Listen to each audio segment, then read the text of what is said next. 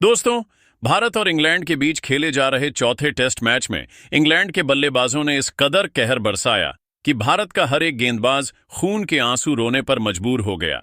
जी हां दोस्तों, चौथे टेस्ट मुकाबले का पहला दिन जरूर भारत के पक्ष में रहा हो, लेकिन दूसरा दिन और तीसरा दिन पूरी तरह से इंग्लैंड के पक्ष में चला गया है। जहां दूसरे दिन बेन डकेट और जैक क्रॉली ने अपनी बल्लेबाजी से भारतीय गेंदबाजों की जमकर पिटाई की, तो वहीं तीसरे दिन जो रूट और ओली पॉप का जवाब भारत के गेंदबाजों के पास नहीं था।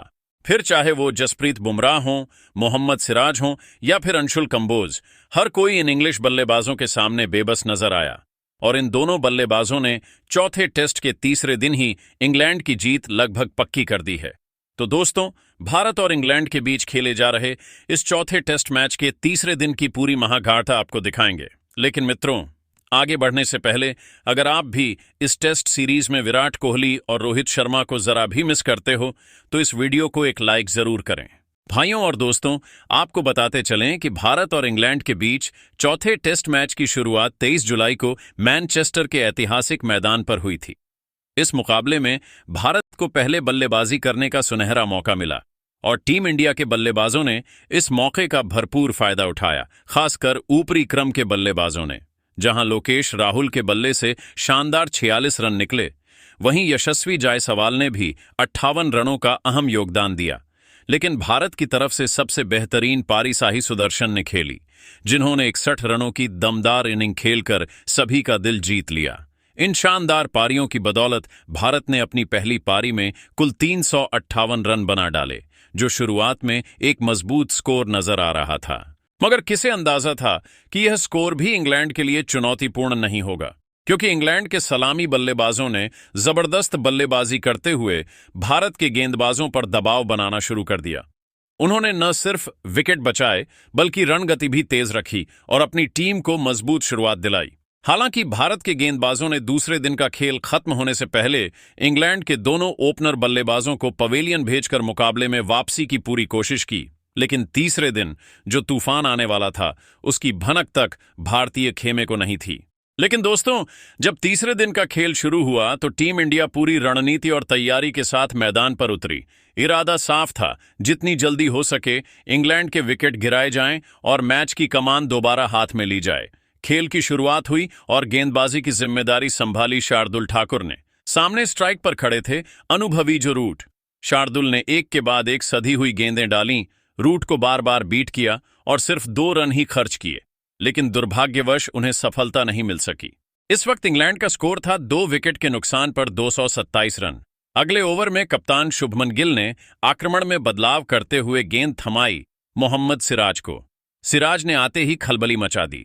उनकी धारदार गेंदबाजी के सामने ओली पॉप पूरी तरह से जूझते नजर आए। सिराज की हर गेंद उनके लिए पहेली बन चुकी थी। रन बनाना तो दूर, बल्ले का किनारा तक लगाना मुश्किल हो गया।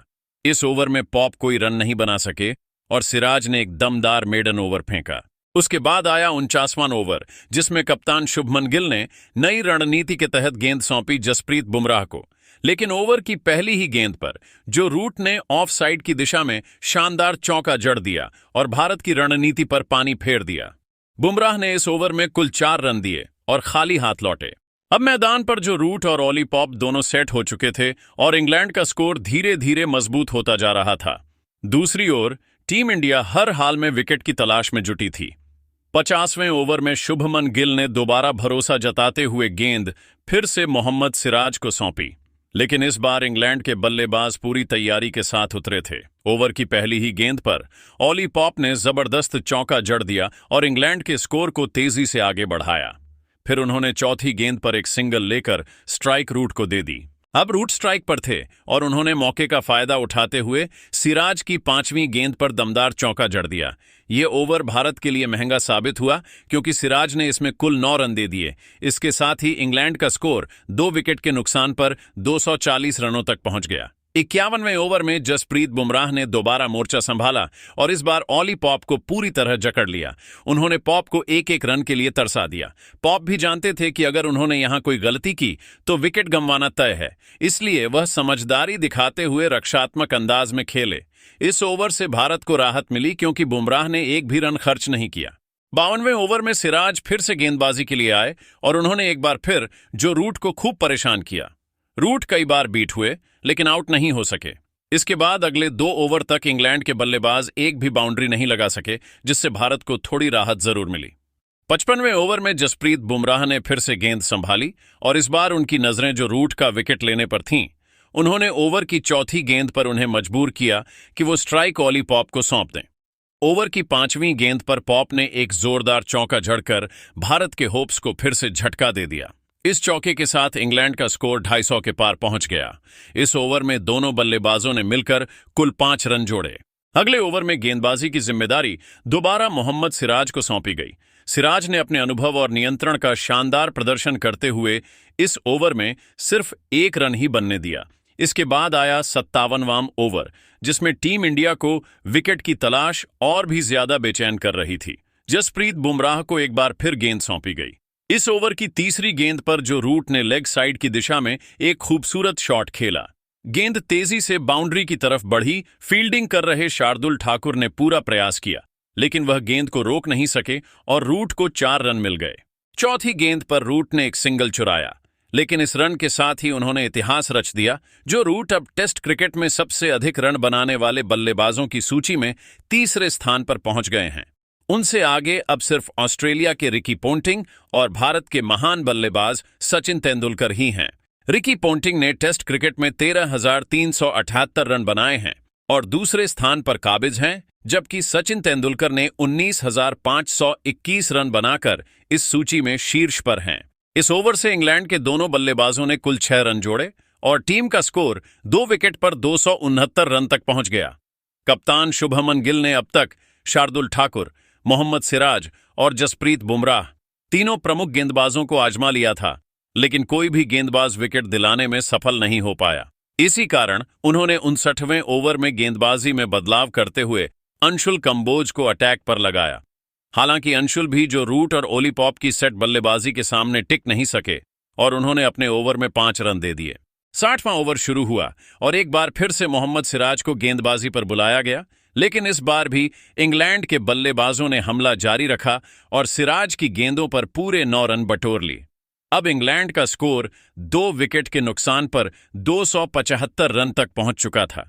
मैदान पर जो रूट और ओली पॉप की जोड़ी मजबूती से डटी हुई थी और उनकी साझेदारी अब भारत के लिए चिंता का विषय बनती जा रही थी। 62वें ओवर में कप्तान शुभमन गिल ने गेंदबाजी में एक और बदलाव करते हुए रविंद्र जडेजा को अटैक पर लगाया।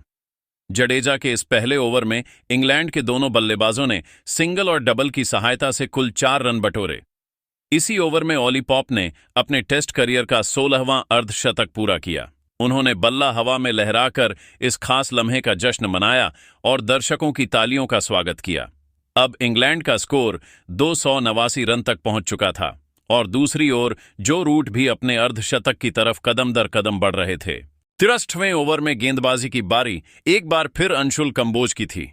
इस बार उन्होंने अपेक्षाकृत सधी हुई गेंदबाजी की और दोनों बल्लेबाजों को बार बार चकमा दिया, लेकिन इंग्लैंड के अनुभवी बल्लेबाजों ने कोई जोखिम नहीं लिया और समझदारी से खेलते हुए इस ओवर से 4 रन निकाल लिए। इसके बाद 64वें ओवर में रविंद्र जडेजा गेंद लेकर आए। इस ओवर में भी जो रूट और ओली पॉप ने सिर्फ सिंगल लेकर ही संतोष किया और जोखिम नहीं लिया। टीम इंडिया की मुश्किलें अब बढ़ती जा रही थीं, क्योंकि अब तक भारतीय गेंदबाजों को एक भी विकेट हासिल नहीं हुआ था। इंग्लैंड के दोनों बल्लेबाजों ने पूरी तरह नियंत्रण में रहते हुए भारतीय गेंदबाजों को लगातार थकाया और मैदान पर अपना प्रभुत्व स्थापित कर लिया था। लेकिन अब टीम इंडिया को डेस्परेटली एक ब्रेक थ्रू की तलाश थी और यह तलाश पूरी की वॉशिंगटन सुंदर ने। जी हां दोस्तों, सुंदर ने वो कर दिखाया जो भारत को सबसे ज्यादा जरूरी था। उन्होंने इंग्लैंड के सेट बल्लेबाज ओली पॉप को 71 रनों के स्कोर पर पवेलियन भेजकर इस मजबूत साझेदारी का अंत कर दिया। यह विकेट भारत के लिए उम्मीद की एक किरण बनकर आया और एक बार फिर से मुकाबले में वापसी की आस जग गई। ओली पॉप के आउट होते ही इंग्लैंड की ओर से हैरी ब्रूक बल्लेबाजी के लिए मैदान में उतरे, लेकिन ब्रूक टिककर खेलने में नाकाम रहे। सुंदर ने अपनी शानदार फिरकी में उन्हें ऐसा फंसाया कि ब्रूक महज 3 रन बनाकर पवेलियन लौट गए। लगातार 2 अहम विकेट गिरने से दर्शकों को लगने लगा कि अब भारत की पकड़ इस मुकाबले पर मजबूत होती जा रही है। मगर दोस्तों, यही सोच भारत के लिए सबसे बड़ी गलतफहमी साबित हुई। क्योंकि इसके बाद मैदान पर इंग्लैंड के कप्तान बेन स्टोक्स की एंट्री हुई। उन्होंने जो रूट के साथ मिलकर न सिर्फ पारी को संभाला बल्कि भारतीय गेंदबाजों पर दबाव भी बनाना शुरू कर दिया। दोनों बल्लेबाजों ने मिलकर शानदार साझेदारी निभाई और धीरे धीरे मैच को इंग्लैंड के पक्ष में मोड़ दिया। देखते ही देखते जो रूट ने अपना शानदार शतक पूरा कर लिया। उन्होंने अनुभव और क्लास का जबरदस्त मिश्रण दिखाते हुए मैदान पर एक यादगार पारी खेली। दूसरी ओर कप्तान बेन स्टोक्स भी पूरे आत्मविश्वास के साथ डटे रहे और 66 रन बनाकर नाबाद लौटे। अब मैच पूरी तरह से इंग्लैंड की पकड़ में आता नजर आ रहा था। दोस्तों, अब इस स्थिति में यह कहना बेहद मुश्किल है कि यह मुकाबला किस ओर जाएगा, लेकिन उससे भी बड़ा सवाल यह है कि क्या टीम इंडिया इस दबाव से उभरते हुए वापसी कर पाएगी? क्या भारत इस मैच में अपनी खोई हुई पकड़ दोबारा हासिल कर सकता है? आपकी क्या राय है? क्या भारत फिर से उठ खड़ा होगा या इंग्लैंड की पकड़ और भी मजबूत होगी? कमेंट करके अपनी राय हमें जरूर बताएं। जय हिंद।